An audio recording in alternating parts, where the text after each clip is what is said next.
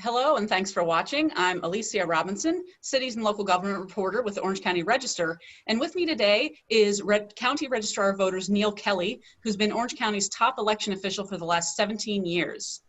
Neal, thanks for joining me. I know there's a lot of information you'd like to share with Orange County voters about the November 3rd election. Absolutely. Thanks, Alicia, for having me. So let's get right to the questions because there are a lot of them. So for people who have not voted recently, what can they expect that is different from prior elections as to where, when, and how they're able to vote? So great question to start off with, because with COVID-19, there are some changes. So we launched the vote centers in Orange County in March. And during that time period, the Voters' Choice Act is what we implemented. And the way that works is that every voter in the county receives a ballot through the mail. They have an extended period of time to vote. And then most importantly, one of my favorites is they can vote at any location throughout the county. So from that standpoint, that's all going to be the same for this upcoming election. The differences are that we will have a 5-day period of voting instead of 11 days like we did in March due to COVID-19.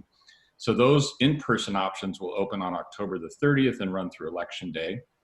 And then for the option of those that receive their official ballot through the mail, which is every voter in Orange County, they'll have lots of options to return those ballots. And that will start next week on October the 5th when we start mailing those ballots out. Yeah, and then can you tell me about some of the vote centers are going to have options where they can drive through and actually hand their ballot to a person if they feel more comfortable. Can you talk a little bit more about that? Yeah, I've talked to a lot of community groups throughout Orange County over the last several months, including a lot of senior groups, and I heard loud and clear that they wanted an option to hand their ballot to an individual, but not necessarily into a mailbox or not into a drop box. So we're going to operate 42 drive-through locations where a voter can drive up, they'll hand it to one of our official election folks, they'll deposit it into a secure drop box, and then they can drive off. So that'll be in 42 locations throughout the county. And there's also one location that has a somewhat unique drive-through feature as well. You want to talk about that? Yeah, I'm actually pretty excited about that. That's the Honda Center. We have a great partnership with the Honda Center and the Anaheim Ducks. And the beauty of that facility is, number one, it's huge. It's a large location and it's centrally located. It's right off the freeways. It's easy to get into. You know, there's really no parking issues there. But what's going to happen there is you'll have the option of driving through and voting in your car. So if you want to cast an in-person ballot, you'll drive up, we'll check you in, kind of like Chick-fil-A or In-N-Out Burger, forgive the analogy, but that's how it'll work. We'll get you your ballot, you'll have a place to park and mark your ballot, and then we'll collect that from you. You'll also have the option to drive through and drop off a ballot there as well. But then in addition to that, we are going to have a very large super center at that location. About 20,000 square feet we'll be occupying in the concourse there. So lots of opportunities for physical distancing as well as the drive-through options. And then how can people look up locations to either vote in person or drop off a ballot and find other election information? I'm really pleased with how our site's turned out. We have recently completely revamped that site at ocvote.com. If you just go to the homepage, there's 3 simple buttons. You're going to choose either my drop-off options, my in-person options, or all of my options. And if you click any one of those, you'll have an option to enter your address, whether it's your office, your home, your friend's house, and it will tell you the closest location right around your location. So it's really easy to use, it's mobile friendly, mobile forward, and ocvote.com is where you want to go. Now you mentioned that the voting system changed for the March primary, but even other things have changed even since March. For one thing, we're in the middle of a pandemic. So what precautions do you have in place to make the voting experience safe for people who prefer to vote in person? So we started planning for the presidential election over a year ago, and then this thing called COVID-19 hit us, and exploded in March. And we have done a tremendous amount of planning since then, and we have incorporated federal, state, and local guidelines into our in-person voting options. And I'll just give you kind of a quick high-level overview. When a voter goes to an in-person location, they're going to be greeted with hand sanitizer stations. There'll be lots of signage, clear floor graphics. Our team there will be outfitted in full PPE, face coverings, face shields, and we will offer face coverings to voters if they don't have one. Now, I can't require that they wear one, but we're gonna kindly ask that they do. And then when they go to check in, we'll check them in. We have lots of disinfecting supplies that we'll be using. They'll get a ballot, and here's my favorite part, is we're kind of in the pen business now because we're gonna have a disposable pen for every single voter to use for that ballot. And then finally, when they're done and they scan their ballot, they'll be able to grab their own I voted sticker off of a dispenser. And right before they exit, another stand-up hand sanitizer station. So I've been going out to eat lately, and I feel really good about that and feel safe in the restaurants. But I really have to be honest with you, Alicia, I think people are going to feel really safe when they come to vote. We're going to be prepared for them. Yeah. And then for people who decide to vote by mail, what do they need to do to make sure their vote gets counted? So, we have been voting by mail in this country for quite a long time. And in particular, I'd like to point to Orange County voters because our voters on a bipartisan level have adapted to using their ballot they receive through the mail. And it's real simple. What they need to do is when that shows up, they're going to have a couple of options available to them to cast their ballot. They can return it through the U.S. postal system. It's postage paid. They don't need to put a stamp on it. And I would encourage people to, mail it early. If you know who you want to vote for, do it now and get it out of the way, and we'll be prepared to process your ballot. The other options for them, if they don't want to use the postal system, is we have 116 drop boxes throughout the county, very large. They weigh 1,000 pounds apiece, solid steel, very secure, and they can deposit those. My office services those daily, starting when we mail our ballots. And then the third option they have is to go to any one of those vote centers we've been talking about, and they can either drive through and drop it off, or they can go inside and drop it off. And then when they fill out the ballot, does it matter what color pen they use? And do they need to make sure they sign and seal the envelope and that kind of stuff? So we will figure out however they mark their ballot in terms of what they use. But we ask that they use a blue or black pen. That makes the automated process much easier for us. If they use a pencil or something like that, we have to duplicate the ballot. So blue or black pen if they can. And then they, of course, need to sign that envelope before they return it and fill out their name and address.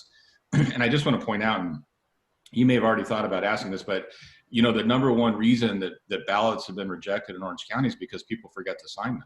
And what a shame when they go through all that trouble of casting their ballot and then they don't sign it. So just encouraging people to do it early. And then people may have been hearing that it's possible the mail service is a little slower than it used to be. How far ahead of Election Day do you recommend people get ballots into the mail? And then how can they track the ballot once they've dropped it into either the postal box or an official drop box? So I would recommend, if at all possible, mail it by Friday before Election Day if you can. That is October the 30th. And if you can do that, that's great. But if you don't do that and you mail it on Election Day, that's okay, because as long as it's postmarked on or before Election Day, we are going to process your ballot. Now, California changed the law because of COVID-19, and I can now receive that ballot up to 17 days after Election Day. But here's an important point. Despite all of the white noise around politics of this, the reality is that has to be postmarked by Election Day. There's no in and out about that. And but if there are postal delays, we can receive it up to 17 days afterwards. And then you have people have the ability to track the ballot too, right? Once they've dropped it in the Dropbox. Yeah, absolutely. And I'm sorry, that's a really good point that you brought up, because that tracking mechanism really provides, I think, extra confidence for voters. If they have a concern about putting it into the postal system or dropping in a Dropbox, take the time to track it. And you can see the full cycle of that ballot. We invested just a year and a half ago in new technology to track the inbound ballot as well, not just the outbound. So, and I'm telling people that if you're going to track your Amazon package of pet food coming to your house, why wouldn't you track your ballot? I mean, it's just very simple to do. ocvote.com/track, TRACK. And you can sign up for that, and we'll shoot you text messages at every step along the way. Oh, cool. Okay. And then some voters may have someone offer to help them fill out the ballot or maybe to deliver it for them. Is it okay to do that? And then how can voters protect themselves against, potential election fraud? Yeah, so, we know that there are individuals in the county that are either disabled or they're elderly and they need assistance. That's okay. You can have a family member provide that assistance for you. It's still very important that you sign that ballot, even if it's an X, and that is your signature now. Because in many cases, we have that information on file already from you. So again, you have that option for getting that assistance. But the fact of picking it up is something that's changed over the years. You might have heard about ballot harvesting, and I don't know if I'm jumping ahead here for you, but ballot harvesting is something where you can turn over your ballot to a third party and they'll collect it and have to deliver it to my office within 72 hours. It's been a little controversial, I think, over the years in terms of that process, but it is the law in California. It's allowed. And then I wanted to talk a little bit about the security of Orange County's election. Can you explain for our audience what security measures are in place to make sure that people coming to the polls are really eligible to vote and that they are who they say they are? Yeah, and I think setting the tone and give you a little bit of background is helpful. You know, a few years ago, the federal government designated elections as critical infrastructure. And what does that mean? That means that elections now are on the same level as our electrical grid, aviation, our dams in this country. Believe it or not, until just a few years ago, that wasn't the case. So what that does is it brings a lot more federal resources to the protection of our election infrastructure in this country. And I have been all over that and have been a great, I think our county has been a great partner with Homeland Security, the FBI, our local law enforcement fusion center, and we worked together pretty closely since 2016 to improve the security of the system. I will tell you that from a physical security standpoint, chain of custody, physical buildings, et cetera, all the way through the network security, it's about doubled since 2016. And I felt we had a pretty good security platform in 16. But when you marshal these resources at the federal government and you have all of these additional options in your toolbox, that has really enhanced our security. So a lot of protections on the voting system itself, as well as the network side, but then also just the protection for that ballot. So for instance, when we mail a ballot to a voter, it's one ballot per voter per record. And that ballot has to come back in that envelope with that barcode tied to that voter. So it ensures that chain of custody stays intact and remains with that voter. And when we get it back, we go through a series of checks before we ever open it. So there's a tremendous amount of security procedures in place to protect your vote. Well, and now what if I walk into a vote center and say, hi, I'm Jane Doe, I'd like to vote, please? I mean, what happens when I get there and how am I kind of checked out to make sure that I'm accurately representing myself? Well, we're going to ask you to tell us your address, and so we're going to look you up in our electronic check-in system. And then our team has the ability to look at other information in your record if they believe that there's anything to be suspicious about, and we can verify additional information from you. Now, in California, it's important to point out that the law prevents us from asking for identification, and that upsets a lot of people. But it is the law, and I can't do it. It's prevented under California law. So you're using the honor system here. You're coming in and saying you're Jane Doe. We're going to do some checks to the extent we can, and then you're going to sign your signature on that electronic system. And once you've done that, if that's not who you are and you are lying to us, and we find out, because there are ways we can determine that, then you're committing a felony. And you know, the payoff for that is just not worth it. I mean, if somebody wants to go to state prison to come in and say there's somebody else to try and cast a ballot, doesn't make any sense to me at all. And that's why we don't see large instances of that. Yeah. And then what about the ballots that go into the drop boxes? How are those protected? I know the drop boxes have ways to kind of prevent like ballots from catching on fire, for example. And then also, I think you mentioned the chain of custody when those are picked up. Right. So those drop boxes, I want to say the first thing is they are, like I mentioned before, about 1,000 pounds. They're 1/4-inch steel. And I will tell you, if a vehicle hits that, the vehicle is destroyed, not the drop box. And I can tell you firsthand from that because we've had cars hit them already. And so they are a tank that are out there. On top of that, the majority of those drop boxes are under surveillance systems. And so we have the ability to pull footage if we need to. We're the only county in California, up until I think this election, that has included a fire suppression system in those drop boxes. So if a incendiary device was put in there, that system will deploy and put out that fire immediately. The other thing that we've done is inside that box, those containers are separated along the walls, and you slide your ballot. When you put your ballot in, it actually slides down a ramp into a box that's further away from the outside.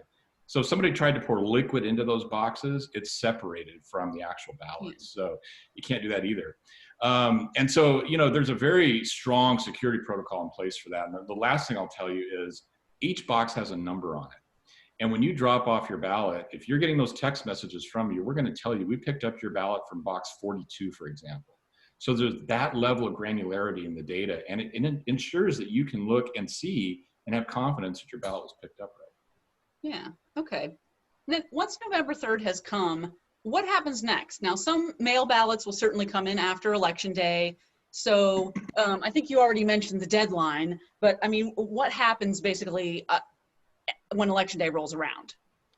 Right. So our plan is, and I've doubled capacity since COVID exploded for our ballot processing. So I will absolutely have every single ballot that my office receives by election morning ready to post those results on election night. We will be ready to tabulate those. So all that's left for us is what's been dropped off at vote centers and what has been dropped in the mail. And so for those weeks following, depending on the volume, we will just be tackling that on a daily basis. I'll be posting results at 5 o'clock every day. We're the only county in California to do that. And you'll see that every day post-election. I think, Alicia, based on, the number of ballots I expect to receive pre-election day, that we will be in a much better position to have our ballots counted much quicker post-election and get those results out as soon as possible. But I mean, as you've heard from the national dialogue, I think there's gonna be a couple of contests for sure that, you may not know the results until we get those post-election day ballots counted. Yeah. And then just to wrap up, is there anything else that you want voters to know? Yeah, I've been thinking a lot about this, and I've seen so many things over the years as an election official. I never thought that I would be running an election under a pandemic, which has been very unusual. But the reality is that election officials, day in and day out, work very hard to protect your ballot and to count your ballot. And listen, I understand the politics of this. Politics around elections has gone on in this country since it was founded. You can go back to the 1700s and hear about, we've got to watch who's counting the ballots. I understand that. But the reality is that we're working very hard to protect your ballot. And I would encourage you to track it, mail it early if you're going to do that, and just keep an eye on the process. And we're very transparent and open. And I would encourage people, if they want to watch the process, come on down to our office in Santa Ana. It's open for business. Okay, thanks, Neal. And for everybody watching, expect a ballot in the mail sometime after October 5th. And don't forget to vote. Thank you.